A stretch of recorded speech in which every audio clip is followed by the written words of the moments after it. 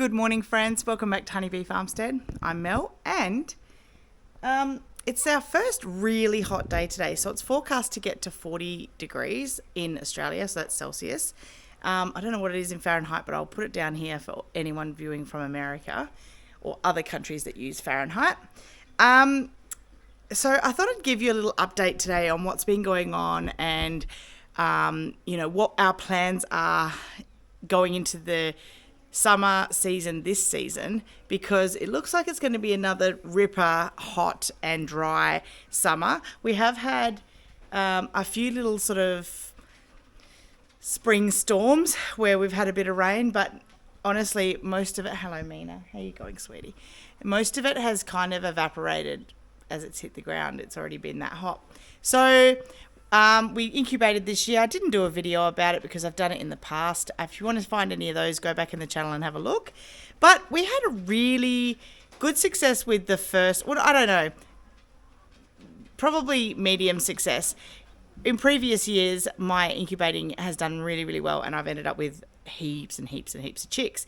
I've got a 60 chicken egg incubator, so if you go bigger eggs like ducks and things, you sort of get less and less in there. I did put some geese eggs in there, and like halfway along I did some candling, and that goose was actually living, but I don't know what happened. I think we must have been out one day and the power's gone out.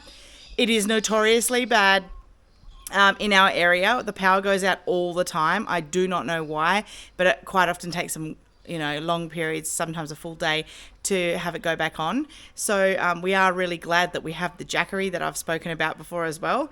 If I was home, I could have just plugged the jackery into the incubator like I have done in the past, and I would have been able to have success. But what happened was I'll come over here and show you the first lot of chicks. They are graduated already to the outdoor cage, and they're down there. There is a heat light, as you can see, for when it gets nighttime and gets cool, but I don't know if we're going to need it from now on. It's actually quite warm even at night. So they're out there. And the second incubator I had going, so it had 63 eggs in it, because we had a couple of smaller ones. And out of all of those eggs, we got to day 21 and nothing hatched. So we took all the eggs up to the pigs, waste not, want not. They love it. And threw them into the pigs. And out of all of the eggs, we heard one little cheep. Well, I didn't know it did. So we have one little tiny chick here. We are calling Lucky. And Lucky didn't have anyone to hang out with. So the one little tiny duck, who they've named Donald or Daisy, we don't know because we don't know what sex it is. The one little duck that we got from a very similar situation, we decided to put in here with Lucky so that he or she could teach Lucky how to eat and drink. They quite often do that for each other. So they're little buddies now, and that little duck's Grace's good friend. So what we did with the duck eggs, and this is a cool tip for you guys. Previously, when you get a clucky chicken and she sits on your eggs, and you either have to mark them so that you can keep collecting the fresh ones and leave her with her clutch, which in the past has not worked out well for us. As the chickens roll their eggs, they actually rub off whatever marks that you put on there. They start to fade and things like that. And I also feel like using permanent markers and things like that is not a great option because, I don't know how much of the chemical goes into the egg and then the chicken as well. So what we decided to do this year was something a little different. We decided we were going to put all duck eggs under our clucky chicken, and then we would just be able to keep collecting the fresh chicken eggs and incubate the chicken eggs. Any other ones that we weren't going to eat because we don't want them to go to waste. And what happened was we had probably about 30 duck eggs under 2 consistent chickens, and they were all going really well. And then pretty much when they were due to hatch, it's like crows or potentially Mina. We're not sure. She's never done it before, but we don't doubt that. We do hear that Maramas do take eggs if we do feed her eggs, but we never give her the shell. We're quite careful with that and quite intentional. But she may have gotten in there. She goes in there to hang out with the goats who are currently living in the backyard until their pen is done, which is a job coming in the very near future because they're about to pop. So we think maybe Mina got in there, And that's how we ended up with Donald or Daisy, because, yeah, it was the only egg left and it was just hatching at the time and the chickens had already kind of left. So we thought, just to keep it safe, we would bring it in here where it could live in the cage and be safe. So look at it. It loves catching flies out of the air, which is good because blowfly season is well and truly back. Now, that's the question I did want to ask you guys. Any of you that have found a natural, non-chemical way of killing flies, let me know. The only one we've come up with so far are these really disgusting fly traps from Bunnings. Like, the plastic bit breaks on them, so we've actually found jars that fit. We use them, they work really well, and they are non-toxic, so you are supposed to be able to just tip it straight out to your chickens. Now, that's the grossest job you've ever done, because when these flies die, they have their maggots. And the chickens love them, full of protein for them. And this is safe to give to chickens, but it stinks and it makes everyone sick. So it's a job that nobody wants to help me with. So that's where I'm completely on my own. Now, I'm going to go milk, and I've just taught myself a very valuable lesson. Now, with milking times, we're normally bang on the same time, but during winter it was really cold and quite rainy. The girls were not overly keen on coming into the stall, first thing in the morning, and I wasn't overly keen to go in there either. It was freezing, and trying to milk a wet cow is difficult. You've got to dry them first so that none of the water runs off their body and into your milk, right? Or into your cups that you're getting your milk in. So we changed the time to sort of being about daybreak or early morning, and then now we're going to have to go back to super early morning because it's just going to be too hot to do it any other time. So I'm going to go milk, and then we're going to catch you up on all the things that we're doing and our plans for summer and what we've done to sort of try and bolster ourselves for a hot, dry summer. So come with us, and I hope you enjoy this video.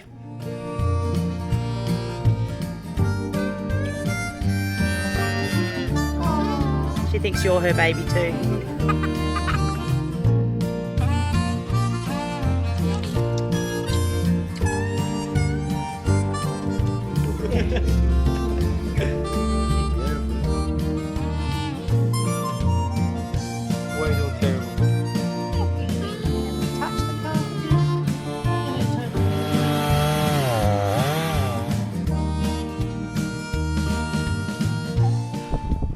Alright, so we're still milking Mia and Bonnie, but we fully dried up Josephine, so she is no longer producing milk.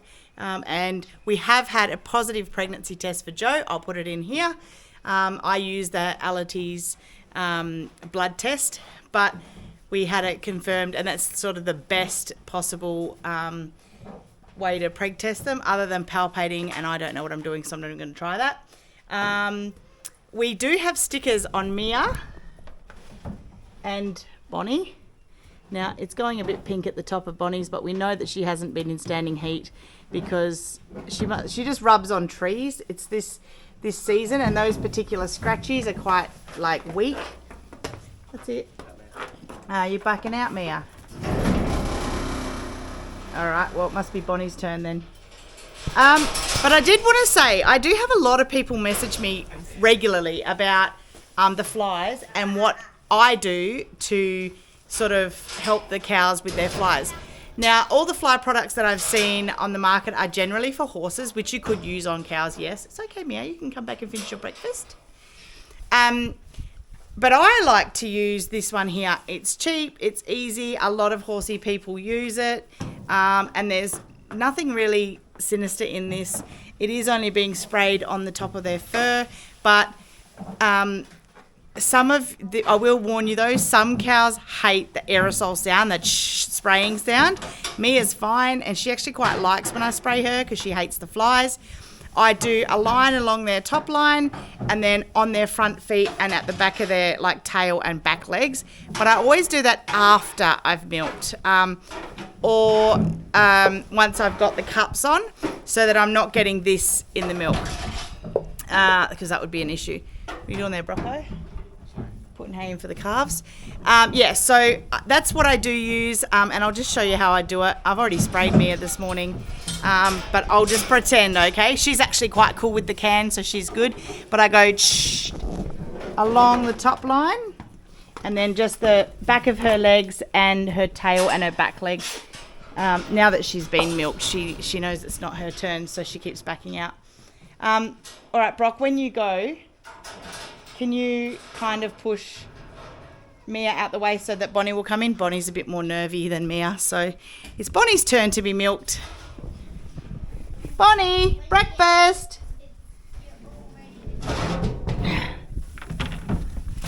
No, Josephine. Back her out. She still thinks she's being milked. Come on, Bonnie. Come, Bonnie, breakfast. And I'm going to lock her in again because she started misbehaving. Come, Bonnie, breakfast time. We do this dance every morning. She doesn't eventually end up coming, but she does the whole, no, I don't think I will today. Good girl, Bonnie. Good girl. All right. Good girl, Bonnie. Yeah. Oops. I wasn't holding it, was I, honey? You're fine. This is the trouble with buying a traumatized cow. She's always been trouble for me. Always. Doesn't matter how nice I treat her, how regularly we milk and no issues happen. She still has memories from her past. And it's the reason why I've never sold Bonnie. I just won't sell a problem to anyone. I do get asked that regularly. It's okay, girl. Come in and eat your breakfast. Yeah, she's a bit of a nut, this one. Good girl, Bonnie. See, she's not even bothered. She's quite happy to just put her head back in there. Don't be silly, please. Gracie?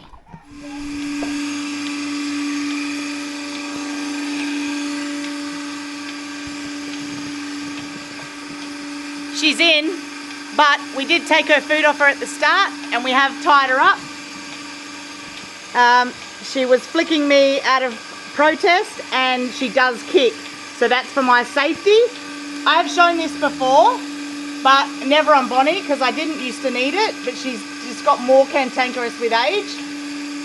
So it goes over their spine and then around and in front of their udder, and it stops them being able to lift their leg to kick you. Now, the only thing she hasn't done this morning that she normally does in protest is have a big pee in the stand. She's been good in that respect. So because she stopped being and she started behaving herself, I gave her food back. But leave it. Yeah. But yeah, she has started becoming worse and worse. And that's why she's never been for sale. I'll never sell an animal that is potentially dangerous or just a problem. What we are going to do with her is give her one more calf. I'm going to do a polled heifer calf so that we have her physical genetics. But I just don't like her behaviour. I don't like her attitude. And you know, it is from trauma from her past. Not the lady I bought her off, but I believe before that. And she has just been a problem ever since we've had her, as you guys have known. If you haven't known and you are new here, welcome and thanks for joining us. You can go back and see some of the videos when we first got Bonnie, where we crowned Bonnie, the Queen of Mean, where she injured me really, really badly. And that is why we just never sell her. I don't ever want to hand on a problem to someone where she could potentially hurt someone. We have done a heap of things to try and rectify it. We've had her for 2 years now. Yeah. And we have been very gentle in our approach with her. We've been very calm in moving her. We respect her space because we know she doesn't love people in her space. We also make sure that the dog's not around a lot. She really doesn't like dogs. Yeah. But even then, and we removed her horns because they were just downright dangerous. And it hasn't helped really. She's still a bit of a mole. I don't like her behaviour. Most of my other cows are just absolute angels. So my daughter isn't though. She's really good. Oh yeah, we're working on Flossie. Grace works on Flossie when I milk. She's doing great. She's getting more and more chill. We are waiting for the time where she does approach you by herself. Yeah. Because we do still have to catch her. Yeah. Which is like her mother, so... I say step out and she like puts her leg over so I can catch her udder, getting used to that. That's cool. Yeah. Yeah, just earlier Grace zoomed in on our merch.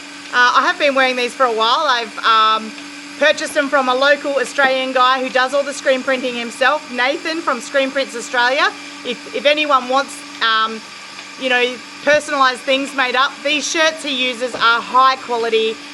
We've been using these for over a year now, and we don't have any holes or fraying or hems coming loose, and all of the colouring's still on. So I also do have a new order coming. I have had people ask me before if you can get the merch. I am going to make it available. Please message me either on Instagram or Facebook if you do want a shirt and what size you want. They are really comfy. They are going to be available to you guys if you like them. If not, we'll continue to keep wearing them wherever we go, so you know who we are and you come up and say hi. I'm going to get on with finishing milking this girl, cleaning up the milking stand, and then we're going to give you an update on the goatee girls and how far along they are. We can feel their babies kicking, so it's pretty exciting. And yeah, just a bit of an update on what's going on and what we've done to sort of get ourselves ready for the summer season. All right, so we've done our milking and we've cleaned up. Now, previously, I used to tip the udder washing bucket in there and clean, and then I used to, because we have 3 of the 20 litre? Yeah, 20 litre buckets. Yeah, 20 litre buckets that get used. We use one with commercial dish whiz, like a dishes cleaner, so that it's food safe. The second lot we do with stuff, it's called alkaline, so it's purple anyway. It's called alkalizer, and that's fully biodegradable. However, the dish whiz is not. So I did notice that recently, and what we used to do was after we'd rinsed it through the milk machine, we used to use it to clean the floor here because we like to reset and have everything spotless. However, because it is so much water and because we are trying to be a lot more water conscious, what we're doing now is we're taking the 3 buckets that we use back inside. So the dish whiz and the alkaline stuff that goes through after the dish whiz, we are putting in the washing machine with our washing because that just means the washing machine doesn't have to fill up as much with our fresh rainwater. And the plain hot water that we run through at the very end to reset and have it ready for tomorrow goes in the laundry sink to start with. And we wash our hands in it all day. Like if we come in from doing a job outside, we can wash our hands in it. We've got soap and that there. And when we're done and we need the bucket the next day, we tip that in the washing machine too. So we're trying to... sometimes we water the plants with it because it's fresh water and it's just had a bit of soap. And all the soaps we use are very natural goat's milk soap and things like that. So they are fine to go on the plants. But that's just one of the ways we're trying to gear up and save water for summer, because what we did notice is that this winter we barely had enough water to fill our tanks. We didn't actually even fill all of our tanks with us using it as well, and our dams didn't recover. So yes, they did get more water in them, but they didn't recover to the point where they were previous years. So we are being super conscious of water. We are pretty well anyway. Like, we're very short showers. Younger kids shower together, so they're all under the water at the same time, that sort of thing. They're all tricks I learned as a kid, being on rainwater as well. We have very quick showers. We brush our teeth out of the shower, that sort of thing. Our toilet flushes with bore water, because our bore water's, I don't want to even say it out loud, but we've always had it. So, so that was here when we got here, but it is kind of salty, so it's not great for drinking or showering in. We did trial it once, but I could smell it through the shower head, and I didn't like how it made the green algae. Yeah, I didn't like how it made my hair feel when I washed my hair and things like that. So I said, I want to go back. But also, what else did it? It started all the washers on the house started to deteriorate because the Hydro Smart cleans it so well. It kind of cleans off all the scale and bacterias and build-ups that was keeping these really old taps going. So, that's the other thing. I have had loads of people go back to my Hydro Smart video. So I'm guessing, as a whole, Australia's groundwater is actually getting quite salty, which is a very big concern, guys. It means that we just don't have enough groundwater and we need more. And the only way to get a water system happening is to plant more trees. Plant as many trees as you can and nurture the trees we've got. Stop cutting down the big gum trees and things like that. Work around them. Because honestly, lack of water is because we have lack of forests or greenery and trees. Trees bring water. So I'm not a scientist, but I know that to be sure. Yeah. But also it produces shade so that the ground doesn't scorch, those sorts of things. So yeah, there's some of the ways we're trying to save water. What we also did do is we poured, so the tank that goes off our hay shed also collects rainwater in a massive 100,000 litre concrete tank that was already here when we got here. And if you turn a tap on the bottom, it'll actually fill the tank that's down near the house. So you can sort of keep replenishing your rainwater. However, this year, because we didn't get everything full, what we did was we let all that water go down into our tanks down there. And we've filled that up with two 10,000 litre truckloads that we bought, just town water. And that's not for drinking or showering in, but we are going to use it in the aquaponics so that we don't run out of water this year again and we can keep it going through the summer. We're going to try and give it a very good, valiant effort to get that the aquaponics, whatever. It's all the same sort of system. We don't have fish in it yet. We have put fish in it quite a few times, but the water needs testing, and I might have to reach out to Rob Bob's Aquaponics and sort of find out what the best way to go there is, or whether to just chuck a shock treatment is. I'm not sure, but I want to keep it quite organic, so I'm going to have to do some research. Anyway, we'll do some research, and we're going to get the water set so that we can actually put probably barramundi in there because it's going to be so hot over summer. But yeah, or koi. I just thought I would, catch you up on some of the things we did, obviously, to secure us a bit during this going to be a very awful summer. Last season, we really struggled with feed, and honestly, I got that many sleepless nights over it. So we have sort of set ourselves up with a bit of food security here. And along with that came me selling off quite a lot of my dairy cows. I'm a little bit of a cow hoarder because I love them. But we butchered one of the steers, and we're going to butcher another one as soon as we've got the freezer space. We are butchering all the male ducks that we still haven't got around to doing because we need the freezer space. So we think we might actually just purchase another big chest freezer, and we'll end up like Justin Rhodes with freezers everywhere. But so along with saving food for security, we are pulling our numbers down to more manageable numbers. We do have a whole paddock over there that was planted out to crop that didn't impress us overly much when we were cutting this crop. It's since grown quite high. It's now drying off, and it is a really abundant food paddock. So we are going to use that to graze the animals through later, but we haven't put them in there yet because we are going to stretch it out and try and manage it a little bit better this year. What else are we doing? I've loaned out some of our younger cows, like Rockpile's currently got Evie because she's keeping Summer occupied and happy with a little buddy until she has her baby. Things like that help take the pressure off our paddocks and, of trying to manage. Another reason we did Evie was she's way too young to be bred, and we already have to keep Peanut separate from. We would normally put her over there with the abundant, like Pioneer paddock just grows and grows all year round. It's really abundant. We would normally put her over there, but the bull's over there. So we have to kind of manage everything like really well. Number one on our list of priorities at this farm is animal husbandry, is that we do it right and we don't put anyone in danger at risk. I do have a quick little story. There is a person, I'm not going to name that person, that sort of liked what they saw on my channel, went out and grabbed themselves a cow and really didn't know what they were doing. And rather than reach out to me, which I'm always happy to answer questions, I have loads of people that watch this channel that message me privately and ask me questions about starting out with their own cow. And I love that. It means I can give them the advice I've learned over the years, and I can help steer them in the right direction so that they don't have heartache like we did in the beginning. I've learned a ton, and if I don't know what the answer is for that particular person because I've not come across it or I've not got experience with it, I will put them onto someone like Jean, who's got 50 odd years in the Jersey industry, or Jeremy, who's done all the studies and works alongside Jean, or other people on the House Cows of Australia page that I have met and talked to and know that they have a lot of knowledge.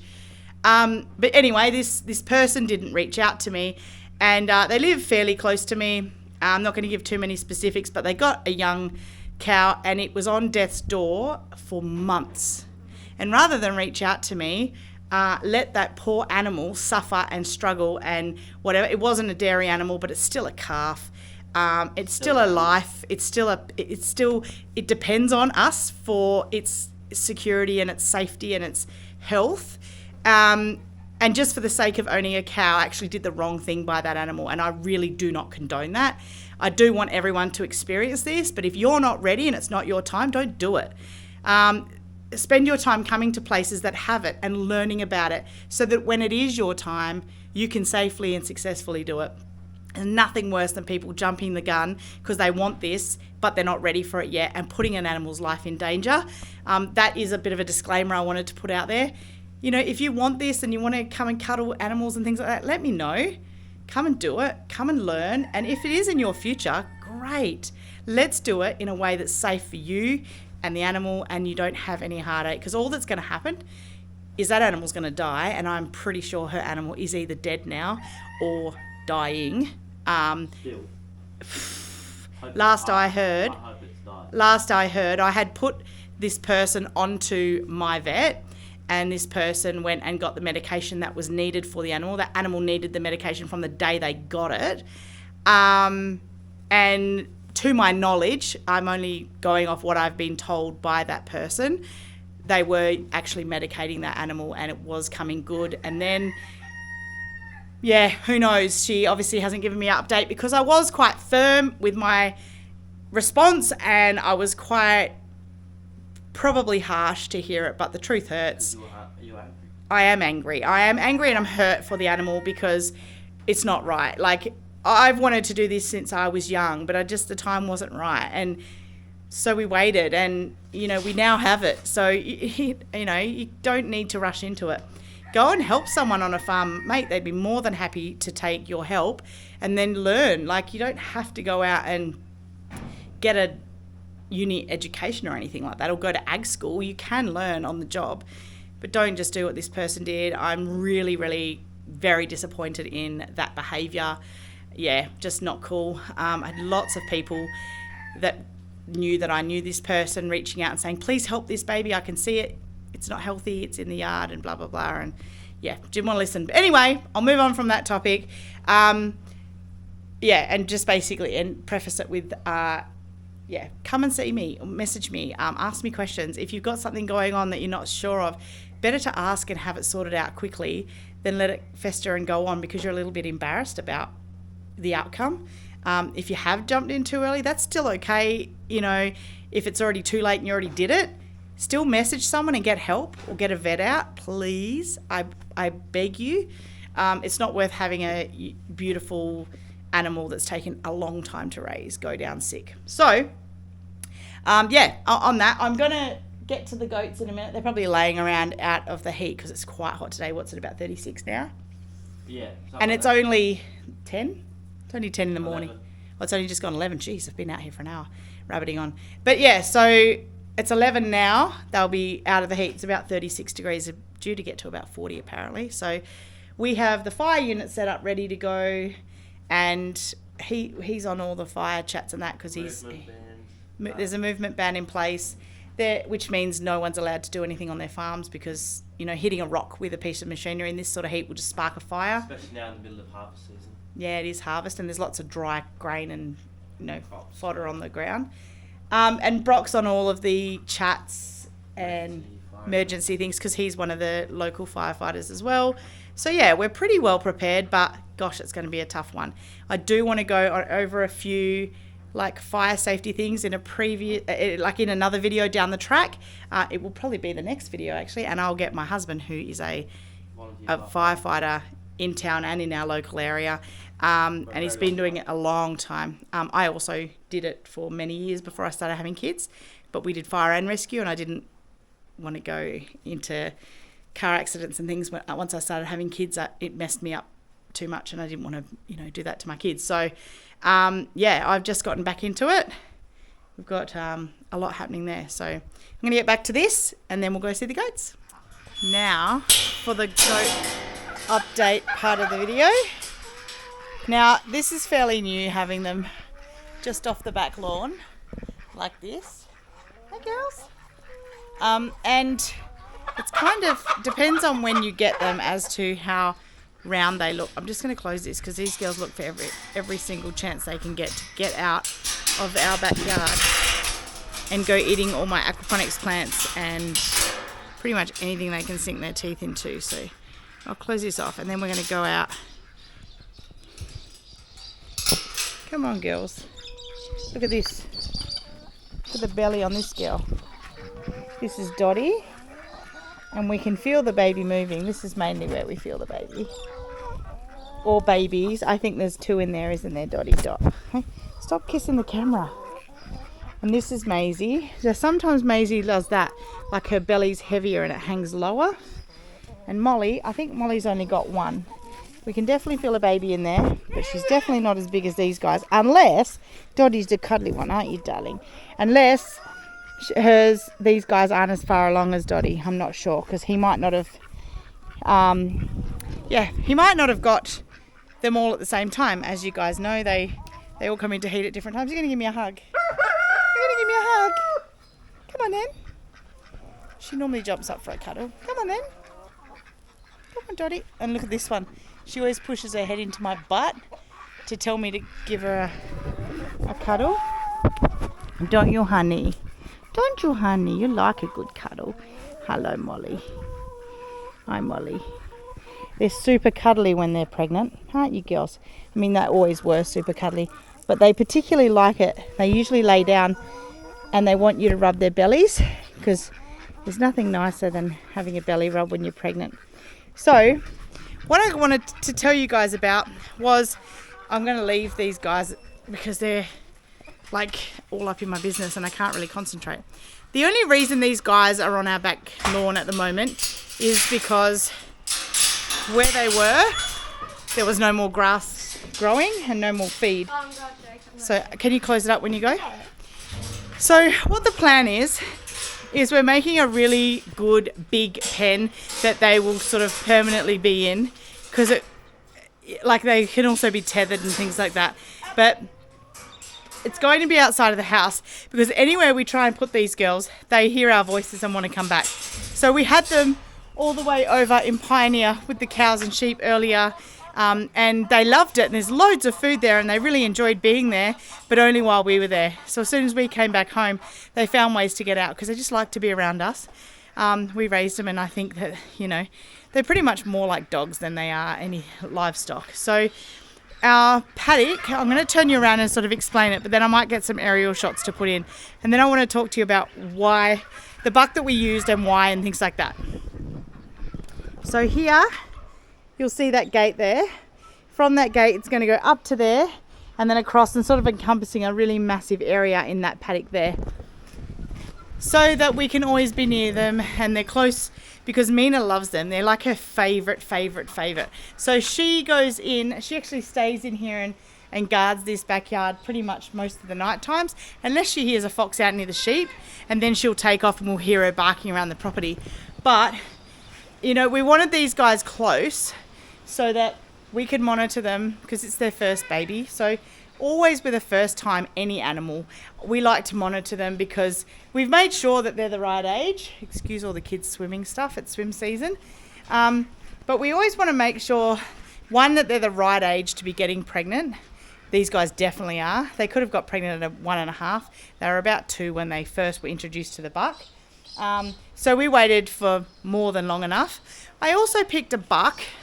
He was a Nigerian dwarf. Now, that's an interesting story, and I don't often get conned, but I did happen to get conned. I'm not going to name names because I'm just not going to. But this girl was looking for a new home for a buck that she'd already extensively bred on her property, and it was going to look like inbreeding. And bucks aren't really that saleable, because especially once they get older, and they've been used genetically a lot in our state particularly, So she was trying to get rid of him, and he was free on Gumtree, and I was like, oh, I'll give him a nice home. Anyway, his name was Luca. Anyway, we took him on. He was okay. He came to us and he sort of had like a lot of fur missing off his face. And when I sort of asked about it, she said, oh, I think it's just because he pees on his face when he's in rut and the wee is burning his face. And I was like, oh, okay, I guess. Although, you know, being a buck, you would think that he'd be kind of built for that because that's what they all do. Anyway, we didn't have him very long, and he lived exactly in the same conditions as these girls. They live in excellent conditions. They've got access full-time to minerals and vitamins and things like that. They also have access all the time to fresh water, shade, good food, and a constant forage with, like quite often we give them veggie scraps and things like that. So he had the same living conditions as the girls and was living with the girls and randomly died all of a sudden. He was a purebred Nigerian dwarf buck. His name was Luca, and I'll insert some video footage of him. Luca. Yeah, Christy's pretty. She smells pretty good too, doesn't she? Girls. Come on. Girlfriends. Girlfriend. Come on, honey. Go in.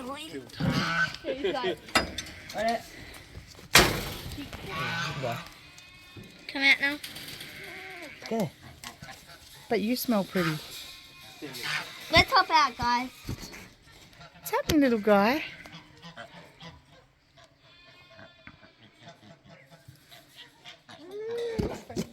No, don't call me. He's not. That's not aggressive. It's scary, man. That's his love language, darling. Wait, quick, quick. Come on, Noah. Noah, quick. Noah. Noah, come. Noah.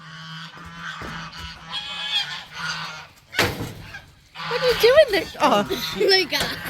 Luca. Yo. Who's a pretty boy? Like that, mate. Oh, he licked me. Oh. He stinks. Me again. Yeah, look at it on my ear. Tell us, who's that? This is Luca. Do you want to try to lick me and see what I taste like, or? Yeah. So who's Luca? Luca's buck. Our new buck. And what is Luca? Luca is a Nubian or something. A Nigerian dwarf. And he's obviously in rut. Grace, hop forward a bit. So Luca is going to be the dad of the Anglo-Nubians' babies. So we will have babies Yeah. and goat milk. But he seems a lot more interested in us humans. He likes men and women. Just keep licking me. Yeah. Like, are you trying to taste what it tastes like? Ah! You keep trying to take your tongue out.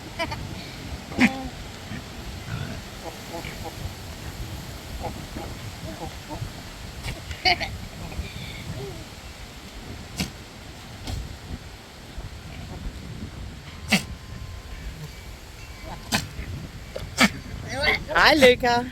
Hey, Luca, if I run up to the ghost pen, he'll follow. I want you to lock them away because they keep getting out.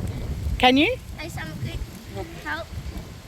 Yeah. I'll take him. They keep getting out and eating our veggies and fruits. What? What happened to his nose? I think it's because of the pee. Ow! Oh, you watch his doodles out. Stop, move. Yeah. So we do think we're going to have successful pregnancies, don't we, Luca? He just went trying to go Dottie, but she keeps running.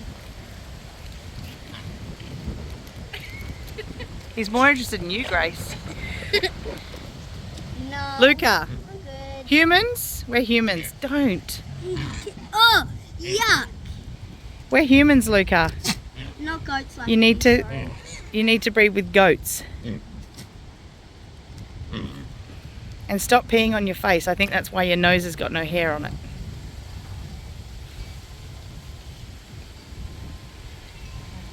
Hey, If you're sitting there,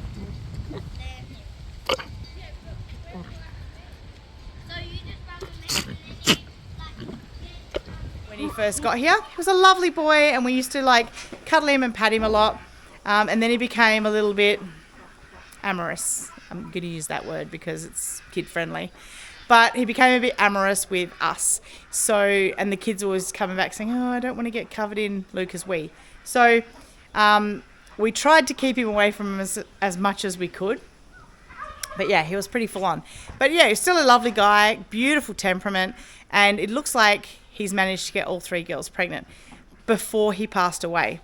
And then all of a sudden, like I let the lady know out of, I guess, respect. And just because I like to keep people updated on things. Anyway, I let her know that he had passed away. And now she's demanding a buck from one of the girls as a replacement. And I was like, well, you didn't even want this animal. But anyway, I'll go with it and make sure that next time I get it in writing. But the reason we picked this breed is because, in my opinion, and this is only my opinion, as is everything on my page or my YouTube channel, Anglo-Nubian goats are the sweetest, most gentle nature. They are like the Jersey of the goat world. They are mischievous and naughty just like any other goat, yes, but they are extremely loving and very personable. They've all got their own personalities. They all have their favourite people in the home and that sort of thing, but they are quite a large milk producing goat. But they don't get too massive to handle, you know, like they're quite a good size. And the little Nigerian dwarf buck is also a really good milk producer for its size. So I use 2 dairy breeds to breed. So they'll be basically half Anglo-Nubian because those girls are all 3 registered Anglo-Nubian does. And the buck was a purebred Nigerian dwarf buck. So we get half Nigerian and half Anglo-Nubian, and that will probably mean, we don't know exactly, but that they'll look like an Anglo-Nubian a little bit, but be a little bit smaller and maybe even a bit more filled out, which will be super cool. But that will be the only lot of Anglo-Nubian Nigerian dwarf crosses that we do. So any of the girls that we have, should we have any girls from these guys, we will be keeping. But yeah, so that's the update on the goats. I am going to try and catch at least one of the births. I don't even know.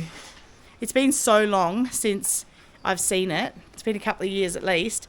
But I just don't even know if I'm going to pick the signs up or be able to catch the birth. But I'm going to try to for you. Anyway, that'll be it for this video. But I hope you enjoyed it and the little updates of what's going on around the place and different things like that. And tips and things that I give along the way. I'm going to say bye, girls. Until the next video, thank you so much for joining us. Take care of each other, and bye for now.